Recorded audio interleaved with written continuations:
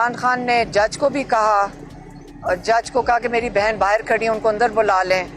تو جج صاحب نے تاکید سے جو جیل انتظامیہ ان کو بتایا، لیکن جج صاحب کی نہیں سنی گئی.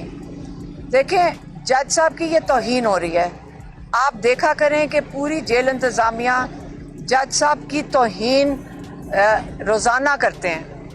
اس طرح کرتے ہیں کہ یہ اپنے قانون، جو ان کے اپنے رولز اور ریگولیشنز بنے ہوئے ہیں، اس کو بھی نہیں یہ مانتے. اس میں لکھا ہوا ہے کہ ہفتے میں ایک دفعہ فیملی کی ملاقات ہے، دوستوں کی ملاقات ہے، جس کیٹیگری میں عمران خان اپنے پولیٹیکل لوگوں سے ملاقات کرتے ہیں.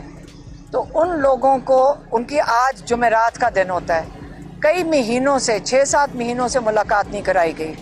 عمران خان کو آج انہوں نے کہا کہ عمران خان نے نعیم پنجوتا اور علی بھٹر کے ہاتھ لکھ کر، انہوں نے یہ لکھ کر پہ پوائنٹس لے کر آئے اور انہوں نے آ کے مجھے دیے ہیں. عمران خان نے کہا کہ جو ایک قیدی کی سہولیات ہیں وہ بھی مجھے نہیں دی جا رہی، جو ان کا قانونی حق ہے وہ بھی نہیں دیا جا رہا. ان کو کتابیں دینی ہوتی ہیں، ہم 11 کتابیں دے کے گئے ہیں 8 دن پہلے، ان کو وہ بھی نہیں مہیا کی گئیں. ان کے بچوں سے ایک دفعہ بات کرائی گئی ہے 3 مہینے پہلے. 7-8 مہینوں میں عمران خان کی اپنے بیٹوں سے بات ایک دفعہ ہوئی ہے. وہ جو چیز مانگتے ہیں ان کو نہیں دی جاتی. اور کیا ان کے جو جیل انتظامیہ کا کام ہے، جو کورٹ آرڈرز ہیں ان کا کام ہے کہ جو ان کے ڈاکٹرز ہیں ان سے ان کا چیک اپ کروایا جائے، وہ بھی نہیں کروایا جا رہا. تو آپ یہ دیکھ سکتے ہیں، ان کے وکیل جب جانا چاہتے ہیں ایک کو اندر جانے دیتے ہیں، باقیوں کو باہر بٹھا دیتے ہیں. تو یہ مسلسل عمران خان کو آئسولیٹ کرنے کا طریقہ ہے. انہوں نے سوچا تھا بالکل مکمل آئسولیٹ، 2 مہینے عمران خان کو آئسولیشن میں رکھا. اب اسی سے آپ کو پتہ چلتا ہے کہ جج صاحب کی قانون یہاں نہیں اب چل رہے پاکستان میں. جس کا دل کرتا ہے جج کا قانون مان لیتا ہے، جس کا دل کرتا ہے جج کا قانون رد کر دیتا ہے. تو یہ عمران خان کل بھی، پچھلی دفعہ بھی کہا تھا منگل والے دن، آج انہوں نے دہرایا ہے. انہوں نے کہا کہ ایک جمہوریت 2 اصولوں پہ قائم ہے، ایک رول آف لا اور دوسرا اخلاقیات. اخلاقیات اور رول آف لا پہ، جو قانون کے اوپر جس پہ چل رہی ہے جمہوریت، اگر یہ دونوں چیزیں آپ لے لیں جو پاکستان میں اس وقت حالات ہیں، تو اس لیے بہت ضروری ہے کہ آپ یہ سمجھ لیں کہ پاکستان میں رول آف لا بھی دفن ہو گیا، اور اخلاقیات کا آپ کو یہ مظاہرہ ملتا ہے کہ فارم 47 والے اس وقت سب سے بڑے عہدوں کے اوپر بیٹھے ہیں. اس وقت جو اخلاقیات ہیں ان کو شرم بھی نہیں آ رہی، اسے آپ کو اخلاقیات کا پتہ چلتا ہے کہ آپ چوری کر کے مینڈیٹ فارم 47 والے پوری اسمبلیوں کے اندر چڑھ کے بیٹھے ہوئے ہیں اور ان کو شرم بھی نہیں آ رہی. سب سے بڑے ڈاکو اوپر بیٹھے ہوئے ہیں، ان کو بھی شرم نہیں آ رہی. تو اس وقت آپ کہاں سے لائیں گے انصاف؟ آپ دیکھ سکتے ہیں الیکشن کمشنر، اس کا ٹینیور ختم ہو چکا ہے. الیکشن کمشنر ایک آئینی پوسٹ ہے. الیکشن کمشنر کو اس وقت دوسرا آئینی الیکشن کمیشن آ جانا چاہیے تھا. 4-5 مہینے ہو گئے، تو کیوں نہیں ہٹایا جا رہا؟ کیونکہ یہ اتنی غیر آئینی چیز ہے کہ جو ہمارا 26ویں ترمیم نے ایک آئینی بینچ بنایا تھا، کیا اس کو یہ نظر نہیں آ رہا کہ اتنی بڑی غیر آئینی چیز ہو رہی ہے کہ ایک غیر آئینی الیکشن کمشنر بیٹھا ہوا ہے؟ کیونکہ یہ الیکشن کمشنر کا جو تعیناتی ہوتی ہے وہ اپوزیشن لیڈر کے ساتھ مل کر ہوتی ہے. تو یہ کیونکہ اپوزیشن لیڈر کے ساتھ مل کر نہیں کرنا چاہتے، اس حکومت نے اپنا ساتھی الیکشن کمشنر کو چھوڑ ہی نہیں رہے. ایک اگر یہ الیکشن کمشنر ایماندار آ جائے اور آئینی طور پہ انڈیپینڈنٹلی کام کرے تو کیا اس کا نتیجہ ہوگا؟ یہ جو سارے فارم 47 والے ہیں ان کی چھٹی ہو جائے گی، بلکہ ان کو جیل جانا چاہیے جن لوگوں نے مینڈیٹ چوری کر کے قبول کیا ہے. اور جو سارے فارم 45 والے ہیں وہ اسمبلی کے اندر ہوں گے. تو اس وقت پاکستان کی حالات آپ کے سامنے ہیں. عمران خان کو یہ پتہ ہے کہ یہ نظام چل نہیں سکتا. انہوں نے پچھلی دفعہ بھی کہا تھا اور دوبارہ دہرایا ہے کہ ایک کفر کا نظام چل سکتا ہے، حضرت علی کا قول ہے، لیکن ظلم کا نظام نہیں چلے گا. جو ڈر کے بیٹھے ہیں، چوری کیا ہوا مینڈیٹ کے ساتھ بیٹھے ہیں، وہ ڈرے ہوئے بیٹھے ہیں، وہ ظلم کر رہے ہیں. تو یہ پہلا ان کا پیغام تھا. اور دوسرا والا کیا تھا؟ اس کے بعد جو مذاکرات. ہاں اچھا، دوسری جو چیز انہوں نے واضح کی ہے کہ انہوں نے بات کی، پہلے بھی کی ہے اور دوبارہ انہوں نے کی ہے کہ پاکستان کو اس وقت متحد ہونا چاہیے. اس سے متحد ہونا چاہیے کیونکہ جو مودی ہے یہ آرام سے نہیں بیٹھے گا، آپ کے اندر مسئلہ ڈالے گا.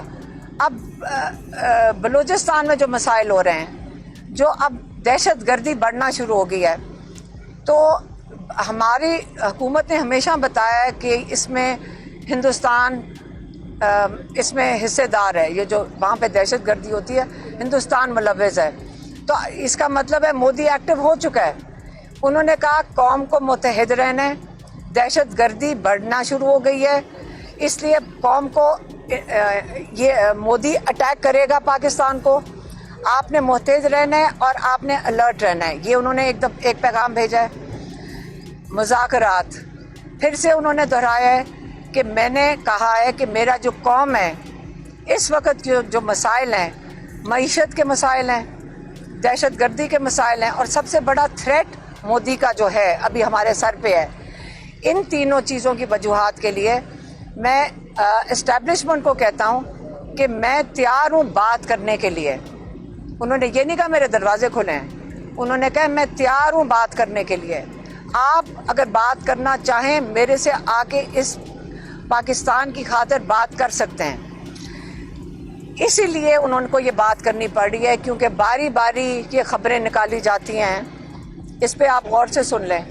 یہ باری باری خبریں نکالی جاتی ہیں کہ عمران خان کو کوئی ملنے گیا ہے. آج نعیم پنجوتا نے پوچھا ہے، انہوں نے واضح طور پہ کہا ہے کہ مجھے کوئی ملنے نہیں آیا. ایک یہ کلیئر ہو جائیں. دوسرا یہ کہا جاتا ہے کہ نون لیگ کے ساتھ مذاکرات کرنے شاید عمران خان نے کہا ہے. عمران خان نے یہ بالکل نہیں کہا. دو چیزیں. تیسری کہ مجھے کسی نے کہا اور انہوں نے عمران خان سے پوچھا کہ جی پاکستان امریکن پہنچ رہے ہیں بات چیت کرنے کے لیے. بالکل ایسی کوئی بات نہیں ہے. تو آپ کو یہ میں بتا دوں، اگر پارٹی کے اندر سے بھی کوئی بات آئندہ مذاکرات کی کرے کہ عمران خان کی ڈیل ہو رہی ہے، کوئی اگر کہے کہ کوئی عمران خان سے ملاقاتیں ہو رہی ہیں، یہ آپ لوگوں نے بات نہیں ماننی، کیونکہ یہ جان کے افواہیں پھیلائی جائیں، چاہے پارٹی کے اندر سے ہو چاہے پارٹی کے باہر سے ہو. جو بھی کر رہے وہ عمران خان کے ساتھ وہ نہیں کھڑا. یہ پہلے کلیئر ہو جائیں. اور آئندہ کے لیے بھی آپ اس چیز پہ جو ڈسرپشن ہوتی ہے یہ کلیئر ہو جائیں. 2 سال سے میں کہنا چاہتی ہوں کہ 2 سال سے ہمارے بھائی جیل میں بیٹھے ہیں تقریباً. آپ ان کا یہ ناجائز استعمال نہ کریں. وہ جیل میں بیٹھے ہوئے ہیں. ہماری ایک ہی مہم ہے کہ ناجائز جو جیل میں بیٹھے ہوئے ہم نے عمران خان کو باہر نکالنا ہے. ہم انشاءاللہ اس پہ ہم بھی تیار ہیں، ہماری پورے پاکستان تیار ہے اس چیز پہ. کوئی بھی نہیں ہے جو اس چیز پہ اتفاق نہیں کرتا کہ اتنے عظیم لیڈر کو جس نے اتنی مشکل کاٹ لی ہے آپ اس کو جیل سے باہر نکالیں. یہ دنیا کے آگے پاکستان کے لیے بڑی شرمندگی کا باعث ہے، ہمارے کورٹس کے لیے بڑی شرمندگی کا باعث ہے کہ عمران خان کو آپ نے نہ تو صرف جیل میں رکھا ہوا ہے، آپ اس کے ساری اس کے جیل کے جو ان کے رولز کے مطابق ان کو جن چیزوں کی اجازت، سہولتوں کی اجازت ہے وہ بھی عمران سے لے لی گئی ہیں. یہ ظلم سے عمران خان نہیں ٹوٹے گا، لیکن ہم یہ برداشت نہیں کریں گے. اور ہماری برداشت ختم ہو رہی ہے کہ آپ عمران خان کے ساتھ ناحق ظلم کیوں کر رہے ہیں. یہی میں نے آپ کو بتانا تھا. ہاں ایک رہ گیا تھا پوائنٹ، نعیم نے مجھے یاد کرایا عمران خان نے جو بات ہم نے پہلے کی تھی کہ پارٹی کے لوگوں سے ملاقات نہیں کرانے دی جاتی، انہوں نے آج واضح کہہ دیا کہ کے پی کا بجٹ تب پاس ہو سکتا ہے جب میرے ساتھ مشاورت کریں گے علی امین گنڈاپور اور فائنانس منسٹر. وہ میرے پاس آئیں گے، پیسوں کی ایلوکیشن کے اوپر میرے سے مشاورت کریں گے، میں ان کو گائیڈ لائنز دوں گا.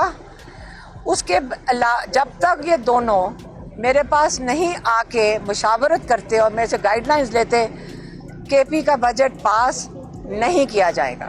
یہ بتائیے گا پولیگرافک ٹیم آج تیسرے دن سے یہاں پہ موجود ہے، 2 ٹیسٹ آلریڈی پہلے ہو چکے ہیں، آج پھر کیا دوبارہ ٹیسٹ ہوا یا نہیں؟ نعیم فنوکھا صاحب وہاں پہ موجود تھے، ذرا بتا دیجیے گا. آپ بتائیں. نہیں ابھی نہیں ہوا جی، ابھی نہیں ہوا. اور خان صاحب آرٹیکل جو 13 ہے اس کے مطابق ہم نے انکار کیا ہے، کیونکہ آپ زبردستی کسی سے کوئی جو ہے اس کے جسم تک رسائی جو ہے حاصل نہیں کر سکتے. یہ آئین کے آرٹیکل 13 میں آپ کو دفاع حاصل ہے.